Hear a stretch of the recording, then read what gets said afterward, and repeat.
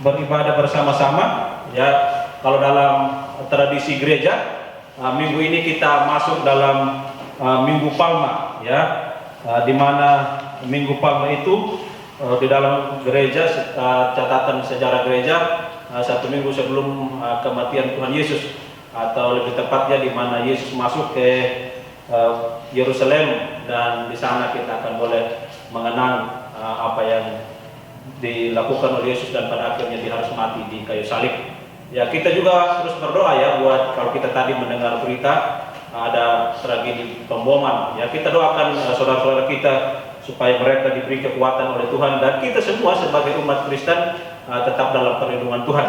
Ya, kita tidak takut karena kita punya Tuhan yang terus menjaga dan melindungi kita. Kita hidup dan mati kita ada di dalam tangan Tuhan, ya. Nah, itu mungkin yang ini. Nah, kita akan melanjutkan pembacaan firman Tuhan. Kalau kemarin sudah selesai satu ini, ya. Sekarang lagi kita masuk dalam topik yang baru, ya, di dalam Markus pasal 2 itu mengenai hal berpuasa, ya. Markus pasal 2 ayat 18 sampai 22, ya. Kalau kita melihat di sini adalah Markus mempunyai tujuan yang jelas di dalam penulisan kitab ini. Dia sedang menunjukkan bahwa konflik antara Tuhan Yesus dengan orang-orang Farisi dan ahli Taurat ini sedang berlangsung terus menerus. Kita lihat nanti, ya, bagaimana orang Farisi ini mencari celah, ya, mencari celah atau mencari kesalahan-kesalahan apa yang dilakukan oleh Yesus. Kalau kita melihat dari minggu-minggu kemarin, mereka hanya bertanya di dalam hati mereka, ya. Tetapi hari ini kita lihat nanti di hal berpuasa ini, mereka sudah berani berterus terang, mereka sudah berani mengatakan pendapat mereka secara langsung kepada Tuhan Yesus. Ya. Oleh karena itu di dalam setiap peristiwa, nanti kita lihat ada banyak peristiwa-peristiwa, mereka mengajukan pertanyaan mereka secara terbuka, ya, atau keberatan-keberatan. Kita mulai membaca dalam Markus pasal 2 ayat 18, ya. Pada suatu kali ketika murid Yohanes dan orang Farisi sedang berpuasa, datanglah orang-orang dan mengatakan kepada Yesus, "Mengapa murid-murid Yohanes dan murid-murid orang Farisi berpuasa, tetapi murid-muridmu tidak?" Ini adalah sebuah pertanyaan, ya. Dimulai dengan mencatat bahwa murid-murid Yohanes dan murid-murid orang Farisi itu berpuasa, ya. Dan kenapa murid-murid Tuhan Yesus tidak berpuasa? Ya. Bagi orang Yahudi yang amat disiplin, ya, puasa itu memang adalah suatu kewajiban, ya. Ya, berpuasa merupakan sebuah praktek reguler, ya, kayak kita lah ibadah, ya. Harus ibadah hari Minggu. Ya, apakah itu maksud kita baik atau tidak, ya, pokoknya ibadahlah, ya, samalah seperti itu. Itu pada hari di dalam tradisi agama Yahudi, berpuasa itu hanya dilakukan selama 1 kali dalam setahun. Itu mereka memulai pada hari penebusan, yaitu hari ketika bangsa Yahudi di mana dosa mereka diampuni. Ya, ketika mereka diampuni, mereka berpuasa kepada Tuhan. Nah, kalau kita melihat ini puasa yang dilakukan oleh orang Yahudi ini, diantaranya murid-murid Yohanes, puasa reguler, dan biasanya itu dimulai dari jam 6 pagi sampai jam 6 sore. Ya, itu biasa puasa, dan dilakukan selama 2 minggu. Dalam seminggu itu 2 kali dilakukan, yaitu antara hari Senin dan hari Kamis. Ya, kita melihat apakah Yesus marah dengan puasa? Tentu saja tidak, ya. Kita nanti juga melihat. Tetapi seperti itu, tidak lagi ada puasa. Mereka hanya puasa itu sebenarnya adalah berusaha penyangkalan diri. Ya, puasa yang bagi Yesus adalah penyangkalan diri, dan puasa juga adalah berusaha menjauhkan diri dari kenikmatan duniawi. Ini merupakan alasan yang baik untuk berpuasa. Ya. Selain itu juga puasa merupakan ungkapan kesedihan. Nanti kalau teman-teman melihat di dalam 1 Samuel pasal 31 itu ayat 31, di sana ada puasa, mereka berpuasa selama 7 hari. Puasa juga dilakukan untuk menyatakan pertobatan. Nah, saya ulangi, puasa juga dilakukan untuk menyatakan pertobatan. Ya. Ketika melihat murid-murid Yesus tidak berpuasa, murid-murid Yohanes dan orang Farisi menjadi heran. Ya, mereka ingin tahu alasannya.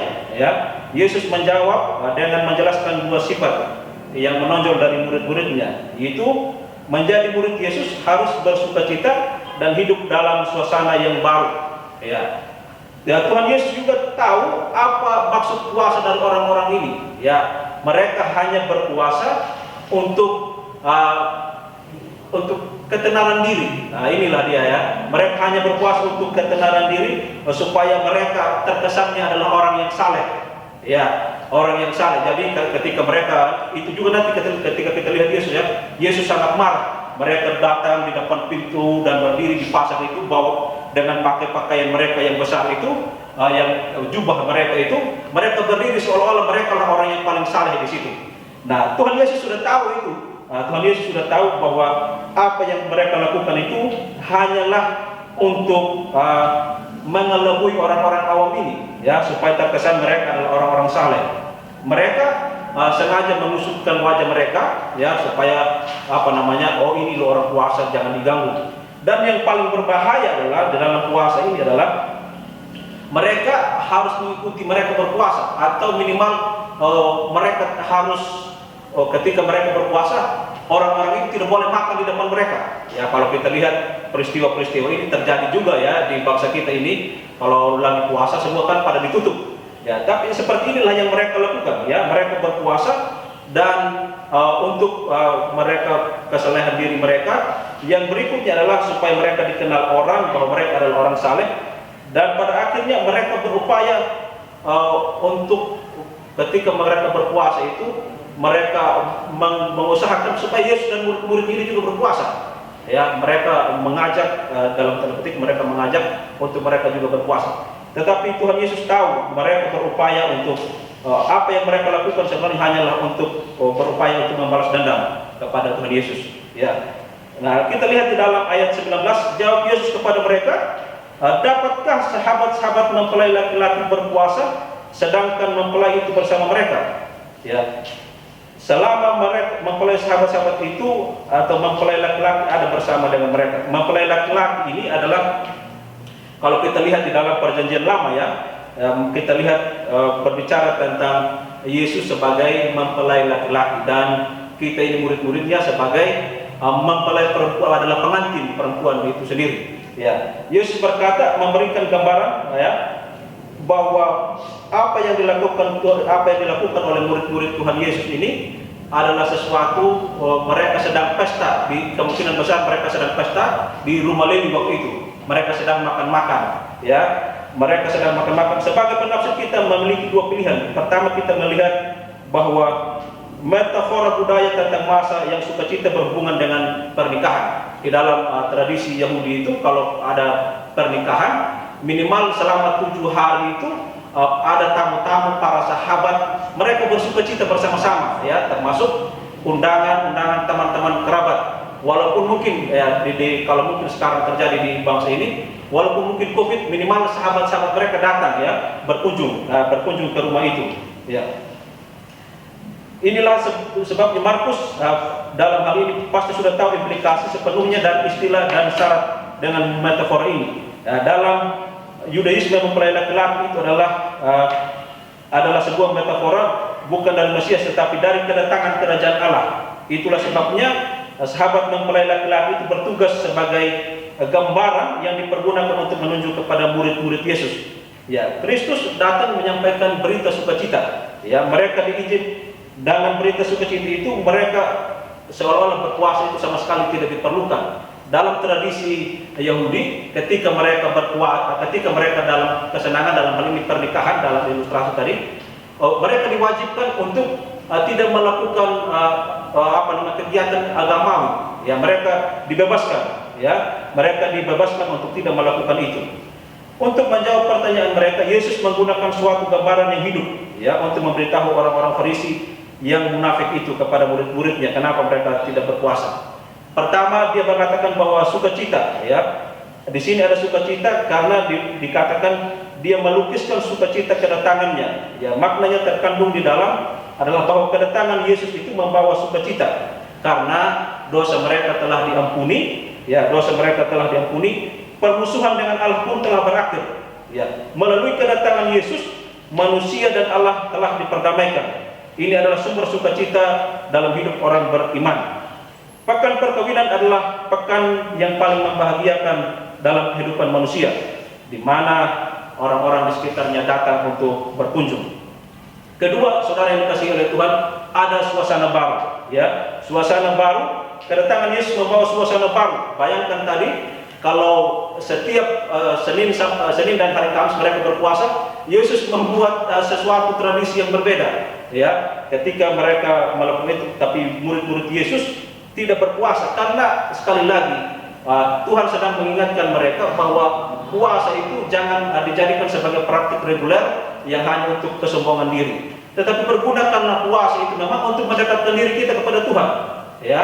Jadi nanti kalau saudara berpuasa, berpuasalah karena kalian ingin mendekatkan diri kalian kepada Tuhan.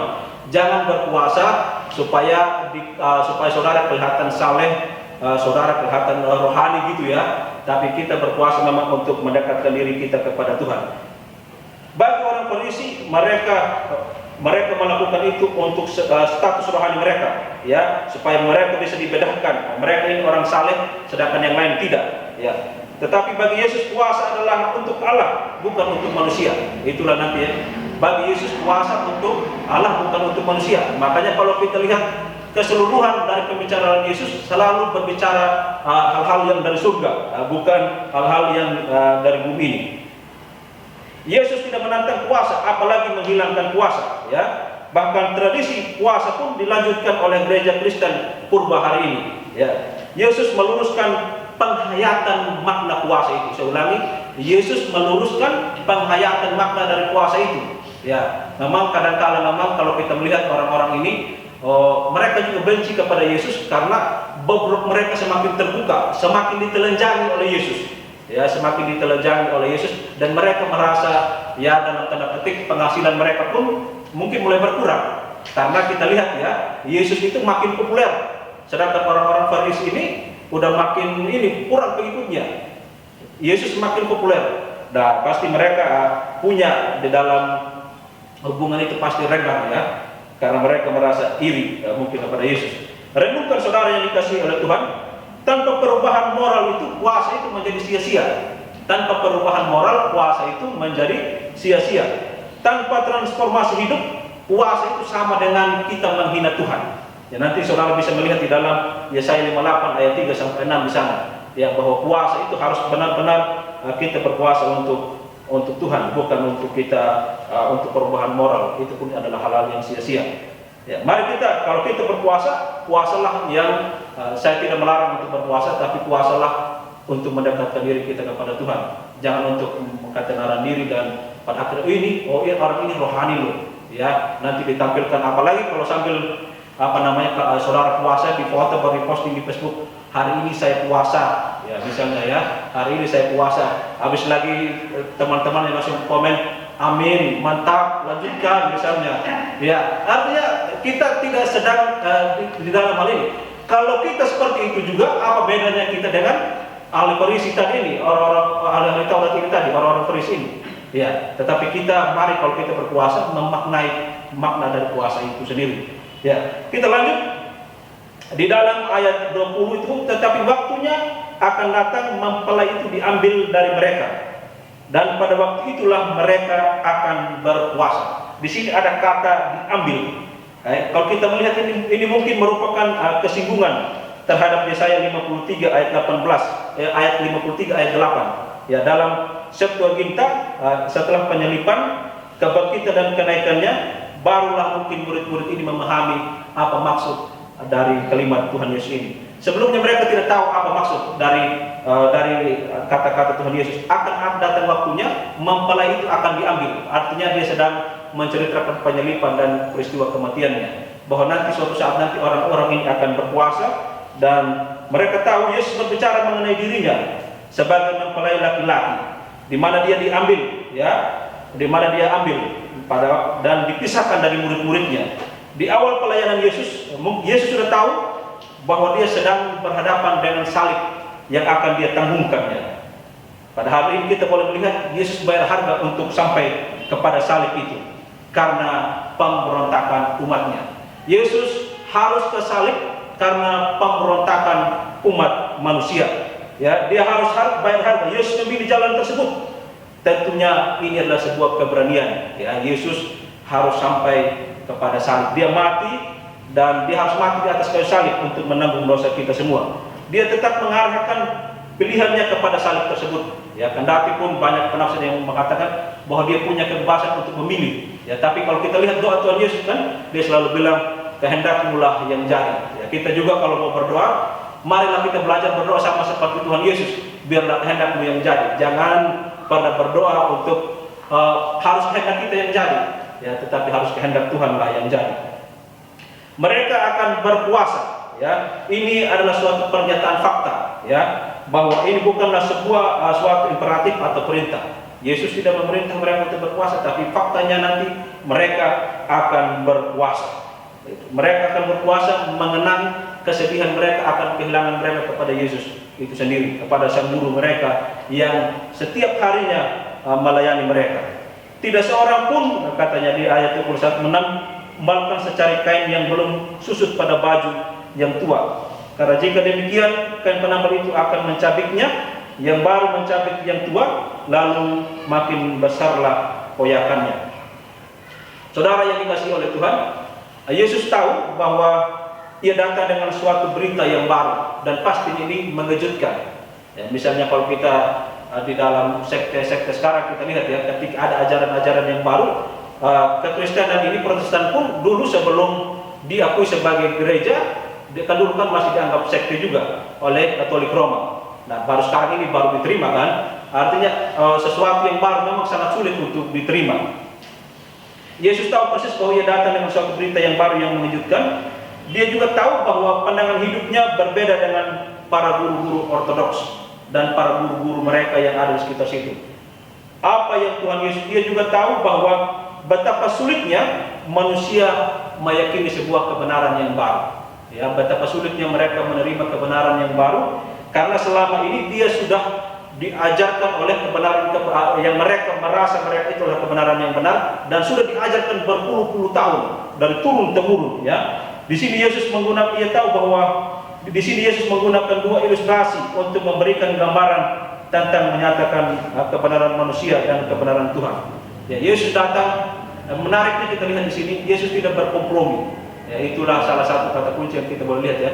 Yesus tidak kompromi dengan hal-hal yang dia tahu bahwa ini tidak benar, dan itu dia lakukan, dan dia berani sekali menantangnya. Walaupun kita melihat dia harus berhadapan dengan orang-orang tersebut, dia tidak kompromi, dan dia pada akhirnya kita lihat dia bayar harga. Yesus menggunakan dua ilustrasi yang sangat sederhana. Yang pertama adalah bahaya dari menambal kain baru ke baju yang lama. Ya, kita pun bisa melihat ya, kain baru yang dipakai di sini adalah kain yang belum dipakai sama sekali. Ya, kain yang belum dipakai sama sekali. Ya. Dan kalau kita melihat kain yang baru itu ketika kain yang baru itu ketika ditambal pada baju yang lama, maka baju yang lama itu akan mengerut. Ya, dan pada akhirnya menimbulkan sobekan yang lebih lagi. Oleh karena itu Tuhan Yesus memakai ilustrasi ini, dan itu akan menjadi sobek. Ya, jadi kita melihat di sini Yesus hendak mengatakan bahwa tidak mungkin sistem yang lama itu bersatu dengan sistem yang baru. Nah, Yesus memilih jalan itu sendiri dan menantang itu sendiri. Tidak bisa dipadukan. Ya, tidak bisa dipadukan antara sistem yang lama dengan sistem yang baru. Antara pemberitaan mereka yang lama dengan pemberitaan yang baru. Karena kita lihat Yesus datang menampilkan hal-hal yang baru. Ya, menampilkan dalam hal pengajaran ya, dan cara hidup Yesus itu sendiri. Ya, itu akan menjadi sobek dan menjadi rusak. Yang kedua kita lihat ya, melihat bagaimana Martin Luther pada masa reformasi melawan kehidupan yang lama yang sudah salah karena hal yang fundamental. Nah, kita melihat Martin Luther tahun 1517 itu dia menampilkan 99 dalilnya di gereja Wittenberg di Jerman itu untuk melawan Roma pada waktu itu. Karena pada waktu itu Roma mengatakan pengampunan dosa itu hanya cukup dibayar dengan surat. Ketika Roma mengatakan itu dosa sudah diampuni, pada akhirnya nanti mereka diampuni. Dan Luther melihat itu adalah sebuah kesalahan fatal. Ya, dia menantang akan hal itu. Ya, kita melihat ini ya, hampir sama persisnya apa yang dilakukan oleh Tuhan Yesus. Banyak hal yang melenceng, bahkan hukum Taurat yang hal berpuasa ini Senin sampai Kamis sebenarnya dibuat oleh mereka. Padahal kalau kita melihat di dalam catatan kitab Musa, hal berpuasa itu yang dicatat oleh Musa itu adalah salah satunya tadi pada masa penebusan. Nah, kita boleh melihat di zaman sekarang memang kita harus berani sebagai anak-anak muda, sebagai pemerintah Firman harus berani tampil beda itu sendiri, bukan karena show ya, tapi karena memang kita berbeda karena firman Tuhan, bukan karena hal yang lain. Di ayat 22 kita melihat demikian juga tidak seorang pun mengisikan anggur yang baru ke dalam kantong kulit yang tua. Karena jika demikian, anggur itu akan mengoyakkan kantong itu, sehingga anggur itu dan kantongnya dua-duanya terbuang. Tetapi anggur yang baru hendaklah disimpan di dalam kantong yang baru pula. Ini ilustrasi yang kedua ya. Ilustrasi yang pertama tadi Yesus mengatakan dia memakai kain yang lama dengan kain yang baru ya. Kalau sekarang dia mengatakan anggur yang disimpan di kantong yang lama sama di kantong yang baru itu tidak boleh. Karena kalau kita melihat kantong kulit itu semakin lama dia semakin mengeras. Ya, apalagi kalau kita isi minuman di dalamnya, ya, dia tidak akan bisa bertahan. Makanya tidak bisa juga ditambah antara kulit yang lama dengan kulit yang baru. Nanti dia akan mengeras dan pada akhirnya anggur yang ditaruh di dalam kantong kulit itu menjadi rusak, menjadi tumpah. Ya, itulah ilustrasi yang Tuhan sedang menyampaikan bahwa itulah tidak boleh disatukan ya. Kata anggur yang dipakai yang anggur baru merusak kantung yang tua karena sudah mengambang sampai batas tertinggi. Jadi tidak mungkin akan membatasi vitalitas pengalaman baru yang dihasilkan oleh iman kepada Kristus dengan struktur legalisme yang kuno ya, pengajaran yang kuno itu yang tidak memuliakan Kristus sama sekali. Sangat menarik jika kita mengetahui bahwa perumpamaan ini menandaskan kepada kita bahwa ketika hal yang lama itu harus tidak cocok dengan hal yang baru, maka jangan berusaha untuk mengkaitkannya, tetapi kita harus membuang yang lama dan harus tetap kepada hal-hal yang baru itu. Dan Yesus melakukan itu dengan tegas dan dia tidak kompromi. Itulah yang kita boleh lihat ya, bahwa kita harus mengingat bahwa di ayat ini mengatakan tidak seorang pun menambalkan secari kain yang susut ya pada baju yang tua di ayat 21 tadi ya. Dan di ayat 22 juga dia mengatakan bahwa anggur yang baru itu tidak boleh diisi di dalam kantong yang lama karena nanti akan menjadi rusak. Jadi tidak boleh ditambal. Jadi kita kan biasanya ini tidak apa-apa, dikasih aja di sini. Bolehlah kita kompromi misalnya. Artinya Yesus juga sedang berbicara ketika hal-hal itu menantang Tuhan, hal-hal itu menyakiti hati Tuhan, kita harus mampu membukanya dan kita tidak boleh berkompromi di dalamnya. Ya, kita mungkin di dalam pengalaman hidup kita banyak hal yang kita lakukan ya. Mungkin tidak apa-apalah. Mungkin saya tidak tahu apa yang menjadi dosa favorit kita di tempat ini. Ya, biasanya mungkin sebagai anak-anak muda ya adalah dosa favorit kita. Ya, tapi biarlah kalian yang menjawab sendiri. Tapi Tuhan sedang mengingatkan kita dalam peristiwa ini, kita tidak boleh mencampur adukan. Ya, kalau tidak, ya, tidak ada di antara ya dan tidak itu. Kalau katakan ya, kalau tidak. Selebihnya katanya berasal dari iblis. Itu yang harus kita lakukan, saudara yang dikasihi oleh Tuhan. Pada masa ketika Yesus mengambil rupa sebagai manusia dan turun ke dunia ini, dia menyatakan kehendaknya bahwa dia sedang melawan tradisi yang lama. Dia sedang memperingatkan bahwa kedatangannya memang pada akhirnya kita melihat dia sedang datang untuk membawa konflik. Dalam artian Yesus akan merombak sebuah tradisi yang baru, termasuk dalam hal berpuasa ini. Ya, Yesus sedang mengingatkan kepada mereka ketika Yesus masih ada di bumi ini, sang mempelai itu tidak usah mereka berpuasa. Apalagi kalau kita melihat di ayat sebelumnya, Lewi ini kan baru bertobat ya. Artinya dia lagi bersenang-senanglah dengan Tuhannya, dengan sang mempelai laki-laki itu. Artinya dia punya waktu ya, sebelum mereka dalam peristiwa pernikahan itu, sebelum mereka berbulan madu, mereka di dalam tradisi Yahudi itu mereka minimal ada waktu 7 hari ya, sang kerabat datang berkunjung ke rumah masing-masing. Dan itu ada aturan mainnya di dalam hidup di dalam tradisi orang-orang Yahudi. Karena mereka memang kita lihat mereka diatur oleh tradisi yang begitu kuat, yang begitu disiplin. Sebenarnya kedisiplinan itu adalah hal yang baik, tetapi akan menjadi rusak ketika kedisiplinan itu diarahkan kepada hal-hal yang tidak memuliakan Tuhan. Ya, poin pentingnya bagi kita adalah kalau kita berpuasalah dengan benar. Seharusnya puasa itu membawa kita lebih mendekatkan diri kepada Tuhan. Jika kita melakukannya tanpa menyangkal diri, puasa yang kita lakukan itu adalah yang kita jalani itu akan sia-sia belaka.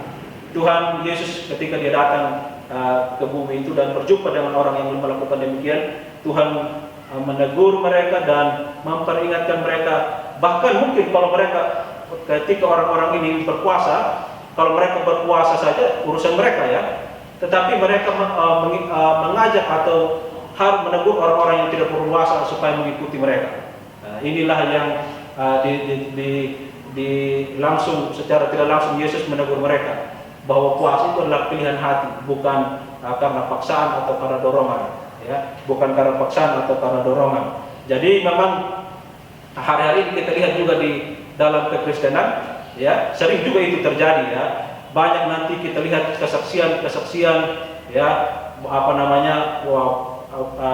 ketika orang-orang muda mendatangkan orang-orang yang mungkin selama ini dalam usia pernikahan mereka sudah lenggang, di mana-mana selalu berpegangan tangan, tapi tiba-tiba pada akhirnya mereka harus putus, ya, bercerai. Misalnya tidak ada angin, tidak ada hujan, tiba-tiba diputuskan untuk bercerai. Memang kadang-kadang kita sedang menampilkan seperti drama, ya, dan itu sekali lagi Tuhan tentunya tidak suka dengan demikian. Ya, Tuhan mau kalau kita berpuasa, kalau kita melakukan hal-hal yang baik, marilah kita melakukan itu untuk Tuhan, bukan untuk manusia. Dan Yesus sudah melakukannya, ya. Ketika Yesus melawan tradisi kuno itu, dan pada akhirnya kita boleh melihat satu hal yang baru, pertunjukan yang baru yang Yesus ajarkan kepada mereka. Ya. Yesus tidak mau berkompromi. Yesus tetap pada kehendak dan komitmen yang mau dia kerjakannya. Dia tidak main-main dan dia mengerjakannya dengan serius. Kita boleh melihat itu dengan mari kita pelajari dengan baik bagaimana Tuhan Yesus selalu memberikan alasan dan jawaban yang sederhana, dan masuk akal. Dan itu sepertinya kejadian yang sering terjadi di sekitar kita, ya. Tadi kita lihat apa yang dilakukan oleh Tuhan Yesus itu sendiri. Kiranya Tuhan menolong kita dan memampukan kita untuk melakukannya dengan baik. Mari kita berjuang bersama-sama dan kita teguhkan hati kita di dalamnya. Mari kita tundukkan kepala.